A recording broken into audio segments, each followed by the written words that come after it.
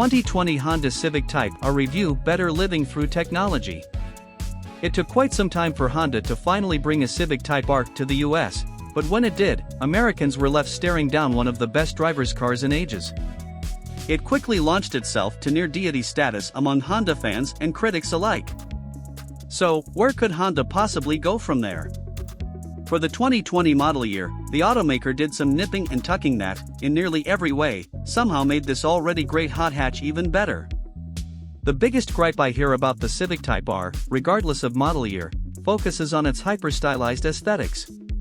There's no getting around how garish this 5-door is, because no matter the angle, your eyes will gravitate to yet another oddball vortex generator, dive plane, or intake duct.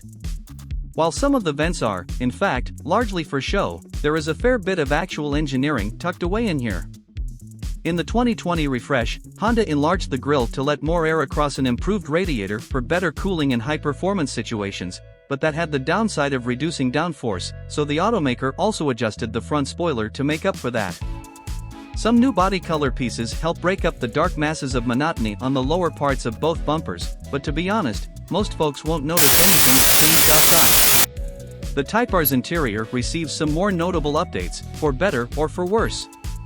The steering wheel is now wrapped in Alcantara suede, which provides a nice grip but will certainly wear to an iffy patina in time, especially if your hands tend to be sweaty. It should help in winter, though, since cold leather is never fun to touch. The interior isn't too much different from the Civic otherwise, sharing the same excellent build quality and unique dashboard layout, albeit with some red accents and faux carbon fiber trim. The seats, which are specific to the Type R, provide excellent bolstering and are mighty comfortable for long stretches. It is, however, a major bummer that the front seats aren't heated, considering literally every one of the Type R's competitors figured out how to jam some elements into the cushioning. As a Midwesterner, sometimes I wonder if Honda thought about places outside California when assembling this thing. You might not think of the Type R as a family car, but it's still a mass-market hatchback underneath all this frippery.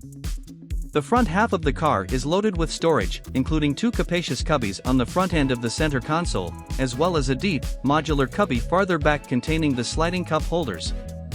The second row only seats 2 individuals. There's a hard plastic insert with cup holders and storage between but leg and headroom is more than ample for a car of its size. Out back, the hatchback holds an impressive 25.7 cubic feet of groceries or mulch or whatever, which is more than the Volkswagen Golf R or Hyundai Veloster N can manage. No matter your opinion on the 2020 Civic Type R's aesthetics, there's no denying just how good this car is to drive. To me, the Type R represents one of the most sublime performance car experiences that can be had for under $50,000 or, hell, $100,000. It's been slightly sharpened for 2020, too, thanks to ball joint and bushing upgrades front and rear. Turn-in precision was already one of the Type R's strong suits, thanks in part to properly weighted, lively steering, and the small underbody tweaks give me a minuscule but still noticeable improvement in handling. Whenever a corner approaches, the Type R is never caught off guard, ready to throw its weight to the outside wheel and dig in with just a smidge of steering input. The Type R's standard 2-mode adaptive dampers continue to make for outstanding ride quality.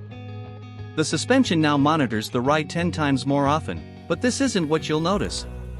Despite riding on 20-inch wheels and damn thin 245/30 Continental Sport Contact 6 summer tires, the Civic is surprisingly smooth in the softest comfort mode, soaking up most road harshness and only communicating the major stuff through the body. But it's not like smooth is sloppy here. In fact, comfort remains more than agile enough for backroad sprints.